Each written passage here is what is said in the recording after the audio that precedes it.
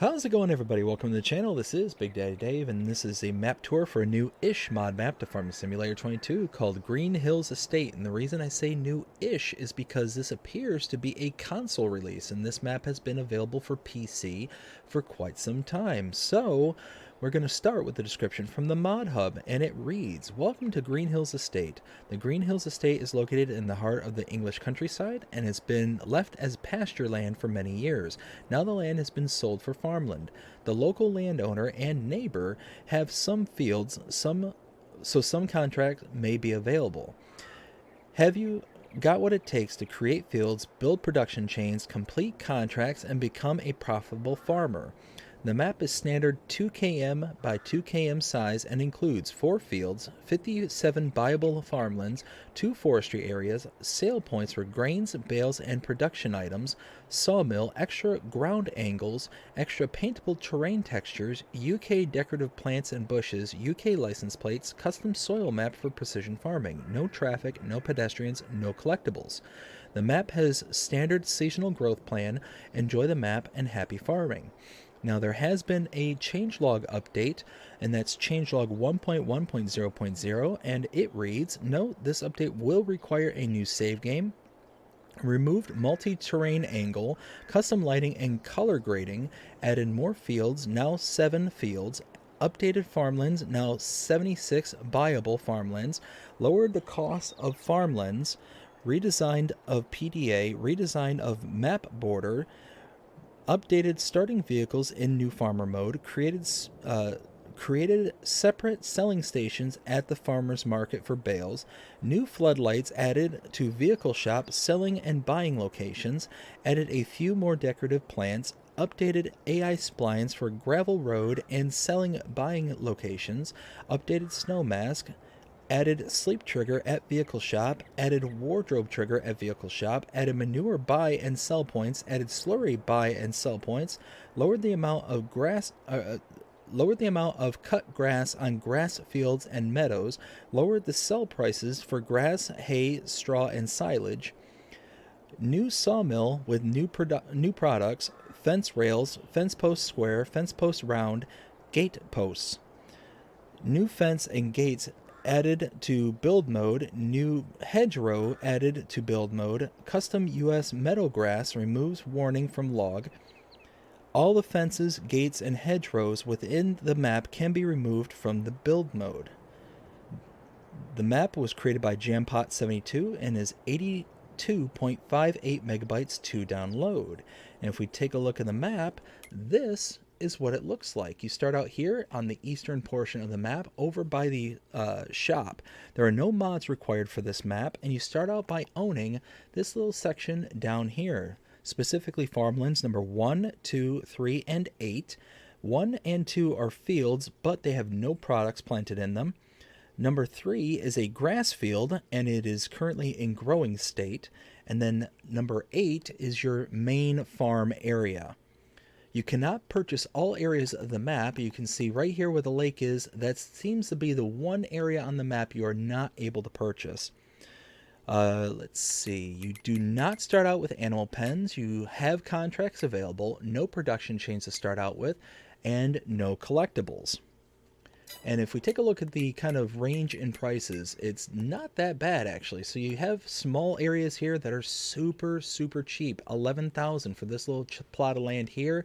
It starts to grow as we get a little bit bigger. 51,000, 203,000, 112. So you get a really good range of sizes, but even the biggest fields are not anything more than $400,000. So it's really kind of an achievable price point for all these fields, and you have plenty of different sizes and smaller sizes to really kind of start small and really ramp it up rather quickly. Now, if we look at mods specific to this map, we take a look under the buy menu. There's nothing under the buy menu, but if we look under the build mode, starting out with the buildings and sheds, scroll all the way to the right, you will see Greenhills Estate, the old barn ruin. That is a mod specific to this map, and nothing else exists under the silos, silo extensions, containers, tools, or farmhouses. We take a look at productions, though, under factories. You'll see here the sawmill. That is a mod specific to this map. Nothing else exists under this. Nothing under sell point, greenhouses, orchards, or generators. There is nothing under animals. There's under decorations, though. If we take a look under fences, we scroll all the way out to the right, you'll see a whole bunch of different fences available specific to this map, but nothing under lights and others. And then lastly, under landscaping, we take a look under the painting swatches. You'll see tons of additional swatches right there. And then under trees, we scroll to the right here, you will see a couple of additional mods specific to this map here. We've got the large branches and small branches. And then lastly, under plants, you'll see a bunch of different plants that are available specific to this map. Now, if we take a look, this is where we start out, right here by the main shop. We're going to come around the corner over here first and check out the wardrobe trigger right here, the sleep trigger right there, the shop trigger here, and repair trigger over here.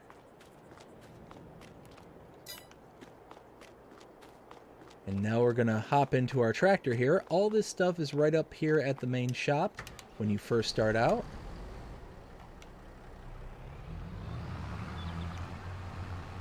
Hop into our Massey Ferguson and just start heading around.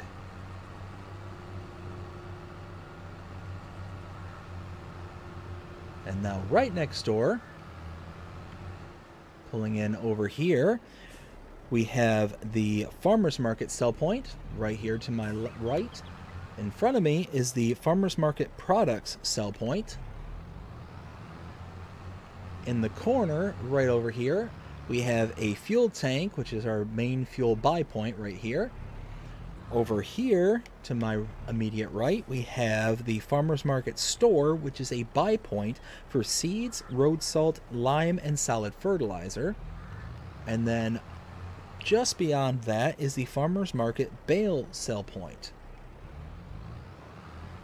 And now we have a little bit of driving to do, and what I'm going to do, which I don't often do, is I'm going to go ahead and just kick on a higher speed until we get there, because there's going to be a lot of driving here and not a lot of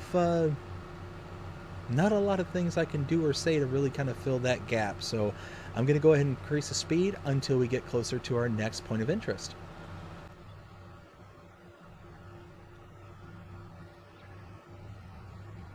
Okay, so we're just about to our next destination, way up in the northern part of the map. We're cutting through the kind of foresty area in the north. And tucked away just back here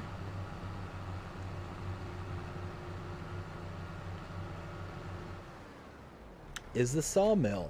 You can purchase the sawmill for $68,187. You have your wood chip output right there. You have your wood sell point right here with your input here and your output all along this area here. You got several different boxes of output, so you can actually load up the different materials from these different sections.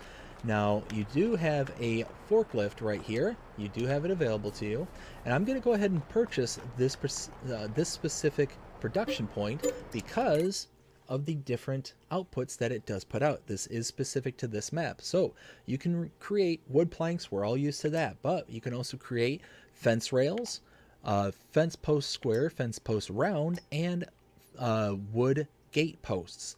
So all sorts of different stuff that you can create. Very nice. I do like that. And now, again, we're going to have a lot of driving with not a lot of stuff in between. We're actually going to have to go all the way down from the, well, we're pretty much in the northeastern portion of the map. Now we have to head all the way down to the southwestern portion of the map. But you have to go all the way around the pretty much the entire perimeter of the map. So I'm going to again kick it up to a higher speed to get us there, and I will see you there once we get there.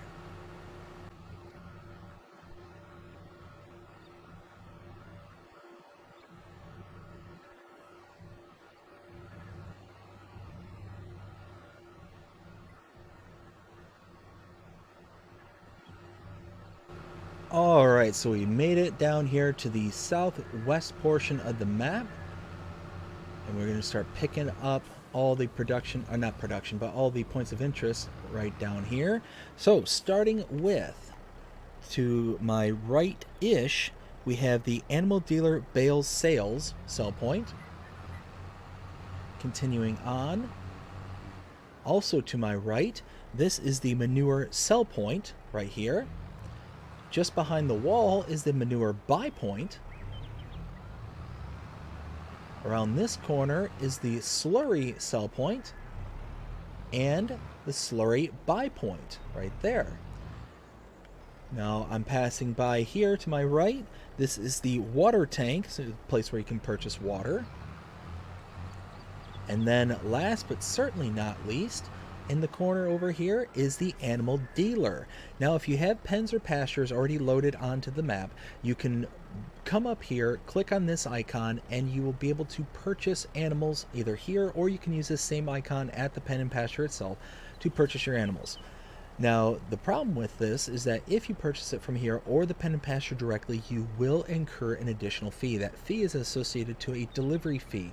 It's essentially a simulation of the animal dealer taking the animals from this location and delivering them to your pen and pasture for you. Now, you can save on that money by bringing an animal trailer to this location. Go ahead and either a purchase animal trailer or a leased animal trailer, bring it to this location, load directly into the animal trailer, and then take it back to the pen or pasture that you have set up on the map. You'll be able to save that money. Now, it should tell you just how much you can save. For an adult cow, it's $100 per cow, and depending on how many cows or whatever kind of animal you're going to do, it can get very expensive very quickly. So that's a good way to save a little bit of money if you can afford it. Now if we continue on, just around the corner, right over here, this is the Warehouse Products Sell Point. This is the Warehouse Sell Point. And just around this side is the Warehouse Bale Sell Point. And now one last fast forward until we get to the last point of interest on the map. We'll meet you over there.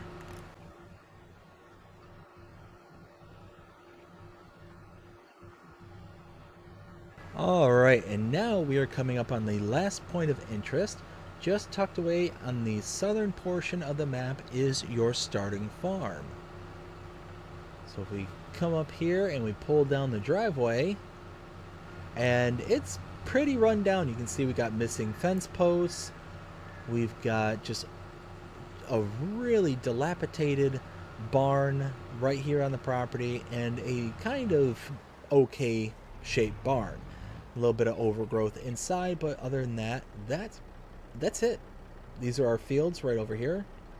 That one there, and that one there, and that there. But because we're at a starting farm, let's go ahead and take a look at our starting equipment. If we go under the buy menu and go down to owned items, starting with medium tractors, we have a Massey Ferguson 7720S. Under harvesters, we have a New Holland CH770. Under forklifts, we have the Junheinrich EFG S50.